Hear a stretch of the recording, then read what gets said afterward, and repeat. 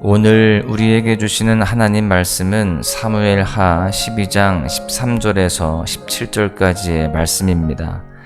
다윗이 나단에게 이르되 내가 여호와께 죄를 범하였노라 하매 나단이 다윗에게 말하되 여호와께서도 당신의 죄를 사하셨나니 당신이 죽지 아니하려니와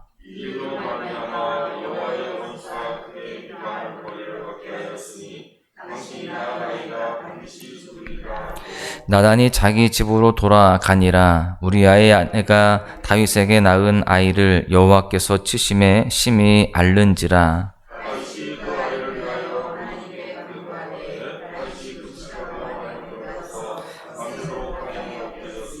그 집의 늙은 자들이 그 곁에 서서 다윗을 땅에서 일으키려 하되 왕이 듣지 아니하고 그들과 더불어 먹지도 아니하더라. 아멘.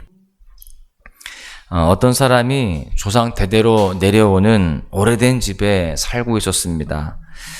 그 집 식당 한 귀퉁이에 그림이 하나 걸려 있었는데 오랫동안 먼지가 쌓여서 아예 때가 되어서 찌들어 버렸습니다. 너무 심해서 형체도 제대로 알아보기 힘들 정도였는데 그냥 버릴까 하다가 그래도 조상 대대로 내려오는 것이니 이렇게 버리면 안 되겠다 싶어서 때를 벗길 생각으로 화랑에 가져갔습니다.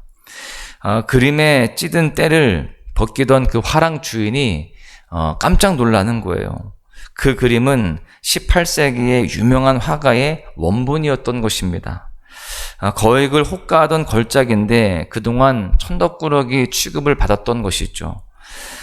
우리의 인생도 마찬가지입니다. 하나님께서 인간을 하나님의 형상을 닮은 걸작품으로 만드셨습니다. 그런데 죄로 찌들어서 그 아름다운 가치가 훼손되게 된 것이죠. 그러나 하나님 앞에 나와서 회개하고 죄 씻음을 받으면 얼마든지 새 사람, 더 위대한 인생이 되게 되는 줄로 믿습니다. 이것이 바로 신앙의 축복입니다.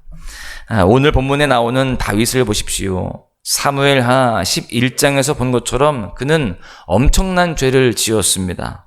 밧세바를 범하고 또 더 나아가서 그녀의 남편이자 다윗의 충신이었던 우리아를 죽이기까지 했습니다. 그는 엄연히 간음자요 살인자였어요. 그뿐만이 아닙니다. 그런 큰 죄를 저지르고도 그는 회개하지 않았습니다. 완전 범죄를 꿈꾸고 죄를 은폐했어요. 참 못된 인간의 모습이죠. 사실 우리는 이 말씀을 이야기로 읽으니까 그냥 그럴 수 있겠다라고 생각할 수 있겠지만 이런 일이 우리 주변에 일어났다라고 가정을 해보십시오. 그러면 도저히 용납할 수 없는 그러한 일이 되는 것입니다. 그런데 놀라운 것은 성경은요, 그리고 많은 사람들은 그런 다윗을 가리켜서 성군이라고 부르고 있습니다. 성군이라는 말이 무슨 뜻입니까? 어질고 덕스러운 왕, 위대한 왕, 이런 의미 아닐까요? 여러분, 이런 악한 자가 성군이라는 것이 말이 됩니까? 여러분, 그럼에도 불구하고 하나님은 분명 그를 성군으로 인정하셨습니다. 또한 이스라엘 사람들은 오늘날까지도 그를 아브라함과 더불어서 가장 위대한 인물로 추앙하고 있습니다. 마태복음 1장에 보시면 예수님의 메시아 족보가 나오는데 이것은 또한 유대인의 족보이기도 합니다. 그런데 그 타이틀이 뭐라고 되어 있는가를 보니까 마태복음 1장 1절이죠. 아브라함과 다윗의 자손 예수의 계보라. 여러분, 지금 아브라함과 더불어서 다윗을 그들의 족보에 올리고 있습니다. 그러면 과연 악한 죄를 저질렀던 그가 어떻게 이렇게 될 수가 있었을까요? 한마디로 놀라운 하나님의 은혜였습니다. 그는 악한 죄인이지만 하나님의 은혜로 죄사함을 받고 변화됨으로써 성군으로서 불리게 된 것이죠. 죄의 먼지를 다 털어내니까 그 진가가 드러난 것입니다. 오늘 본문이 바로 그런 내용입니다. 죄 많은 인간을 위대한 성군으로 만들어가는 하나님의 손길이 드러나 있습니다. 여러분, 이것은 은혜의 손길입니다. 여러분, 동일하신 그 하나님의 손길이 이 시간 저와 여러분에게도 임하셔서 다윗처럼 하나님의 형상을 회복하고 거룩한 인생, 위대한 인생으로 변화시켜 주실 줄로 믿습니다.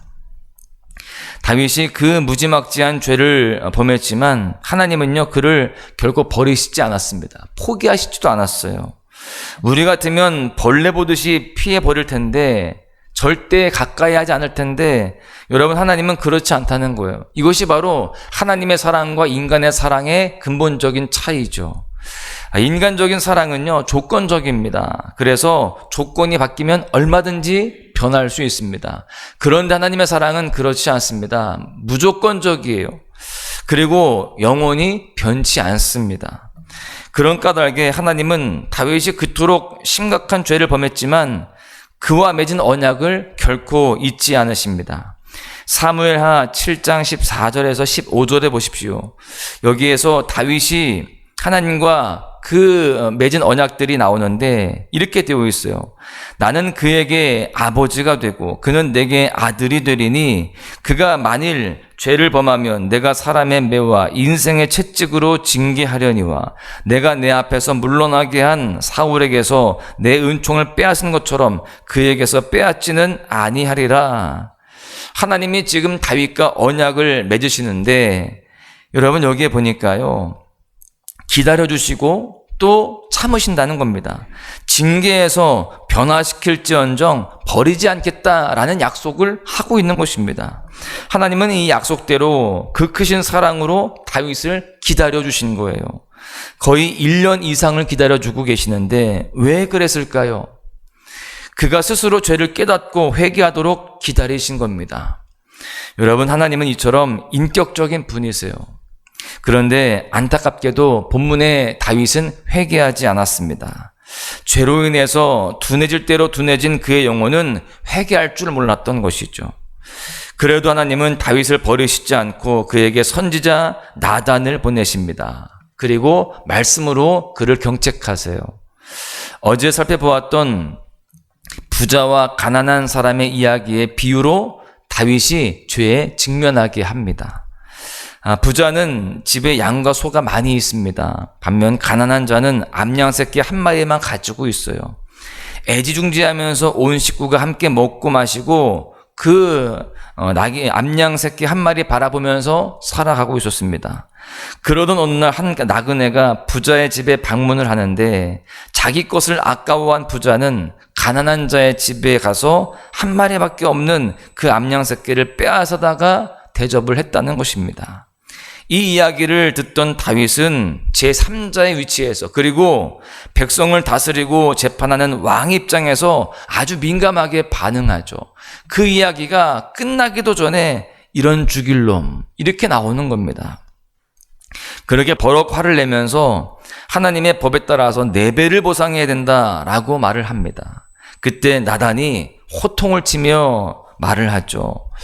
나단이 참 용감합니다. 7절에 보시면 당신이 그 사람이라, 바로 당신이라는 겁니다.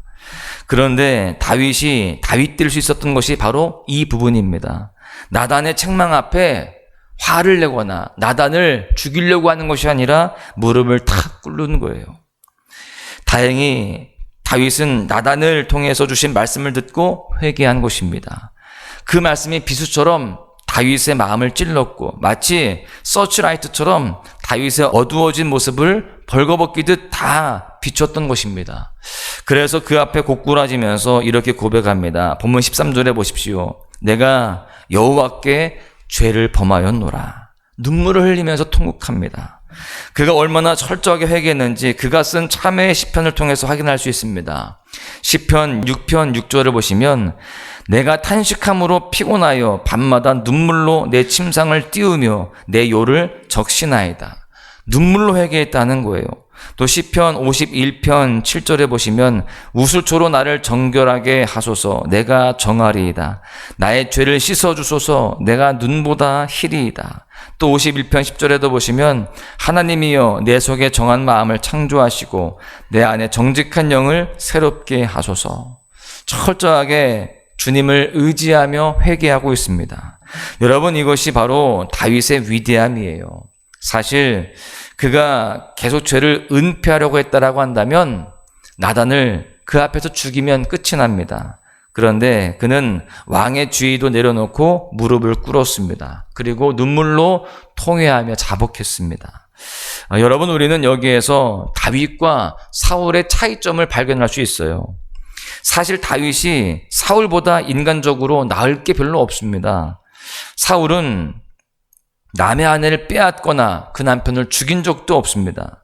그런데 하나님이 사울은 버리시고 다윗은 끝까지 축복하신 이유가 무엇일까요? 하나님 앞에 정직했고 회개했기 때문입니다. 베드로와 가룟 유다를 비교해봐도 동일한 원리를 우리가 발견할 수 있죠. 가룟 유다가 죄를 지었습니다. 배반을 했어요. 그런데 그와 못지않게 베드로도 야비하게 주님을 3번씩이나 부인하고 배반했습니다. 그러나 베드로는 주님을 생각하고 그 말씀을 기억하고 통곡하며 회개했습니다. 그래서 그는 변화받고 수제자로서 초대교회를 세우는 영광을 누리게 되었죠. 여러분, 그렇습니다. 철저한 회개만이, 주님 앞에 겸손히 무릎 꿇는 모습만이 인간을 위대하게 만드는 것입니다. 오늘 본문의 다윗을 보시면 통에 자복한 그 다윗에게 하나님께서 큰 은혜를 베풀어 주십니다. 그것은 사죄의 은총과 사랑의 징계였습니다. 먼저 하나님의 사죄 은총을 보십시오. 나단 선지자가 죄를 고백하고 통회하는 다윗에게 전해준 하나님의 말씀이 무엇이었느냐? 13절 하반절에 보시면 다윗이 간음죄와 살인죄를 지어서 당연히 사형감이지만 하나님의 사죄의 은총을 베풀어 주신다는 것입니다. 결코 죽지 않을 것이다 라고 말씀하세요. 이로 인하여서 다윗은 구원의 은혜를 회복할 수 있게 되었습니다. 여러분, 생각해 보십시오. 여러분, 지금 1년 동안 시간이 지났습니다. 이 1년 동안 그는 마냥 즐겁고 희희낙낙했을까요? 그렇지 않습니다. 남모를 영적 고통에 시달렸을 것입니다. 후에 그가 회개하고 사죄의 은혜를 맛본 후에 뭐라고 회고를 하느냐? 시편 32편 3절에서 4절에 보시면 이렇게 되어 있어요. 내가 입을 열지 아니할 때에, 지금 다윗이 회개하기 전입니다. 그렇게 회개하기 전에 종일 신음함으로 내 뼈가 쇠하였도다. 주의 손이 주야로 나를 누르시오니 내 진흙이 빠져서 여름 가뭄에 마름같이 되었나이다. 여러분, 너무나도 고통스러웠다는 겁니다. 그의 영이 그 괴로움 속에서 진액이 다 빠져서 또 뼈가 다 쇠하여져서 고통스러웠다는 것입니다. 다윗은 근데 이제 이 고통으로부터 자유를 얻게 되었다라는 겁니다. 우리도 늘 하나님의 말씀 앞에 나 자신을 비춰보면서 혹시라도 걸리는 죄악이 있다라고 한다면 다 회개하고 털어내야 할 줄로 믿습니다. 그럴 때 사죄의 은총으로 큰 은혜를 맛보게 될 줄로 믿습니다. 이렇게 사죄의 은총도 있었지만요, 동시에 사랑의 징계도 있었습니다. 다윗은 이 사건 이후로 계속해서 많은 고난을 당하죠. 무엇보다 먼저 밧세바 사이에서 태어난 갓난아기가 죽게 됩니다. 그뿐만이 아니라 나단이 이미 예언한 대로 그 집안에 끊임없는 칼부림과 비극이 줄을 잇습니다. 이런 모습을 보면서 하나님이 다 용서해 주셨다면서 이건 뭔가 이런 생각이 들 수도 있습니다. 여러분, 사실 이것은 단순한 죄값이 아닙니다. 죄값이라면 그 정도로 그치면 안 되고요, 다윗이 죽어야 마땅합니다. 여러분, 이 모든 징계는 하나님의 공의를 드러내는 것이요, 동시에 또 다른 사랑의 표현입니다. 히브리서 12장 8절에 보시면 징계가 없으면 오히려 사생자라고 말씀합니다. 다윗은 이러한 징계들을 통해서 비록 괴로울 때도 있었지만 갈수록 성화되는 축복을 누렸습니다. 그런 이치를 알았던 다윗은 고난을 달게 받으면서 잘 이겨내었죠. 그 가운데에 하나님의 은혜를 더 크게 누릴 수가 있었습니다. 우리도 하나님의 징계가 있다라고 한다면 하나님의 사랑의 표현임을 깨닫고 그 가운데 더욱더 성화되어 가고 더욱 온전하게 됨으로 인하여서 하나님의 선하신 뜻 가운데에 더 큰 은혜를 누릴 수 있기를 주님의 이름으로 간절히 축복합니다. 말씀을 정리하는데요, 사랑하는 소망가족 여러분, 하나님은 우리가 겨우 구원받고 겨우 천국에 들어간 것으로 만족하시지 않습니다. 하나님은 우리가 점점 더 성숙하며 더욱 온전한 하나님의 백성이 되기를, 하나님의 형상을 회복하기를 기대하십니다. 그렇다면 어떤 사람이 온전한 하나님의 백성이 될 수 있을까요? 다윗처럼 비록 실수가 있다 할지라도 하나님 앞에 정직하게 자신의 모습을 들여다보고 통해 자복함으로써 변화받는 사람입니다. 그렇게 성화됨으로 우리는 다윗이 성군이 된 것처럼 온전한 하나님의 백성이 될 수 있는 겁니다. 하나님의 형상을 회복할 수 있는 것이죠. 바라기는 우리 모두가 성화의 길을 성실하게 걸어감으로 천국에 들어가는 그날 영광스러운 하나님의 백성의 모습으로 주 앞에 서는 우리 모두가 되어야 할 줄로 믿습니다. 오늘 하루 하나님 앞에 더욱 하나님의 백성다운 삶, 하나님의 형상을 회복하는 삶을 살아내시기를 주님의 이름으로 간절히 축원합니다. 우리 주는 위대하며 능력이 많으시도다. 그의 지혜 무궁하며 인자는 영원하도다. 상한 자들 고치시며 상처를 싸매시도다. 별들의 수를 세시며 이름을 붙이셨도다. 그가 구름으로 하늘을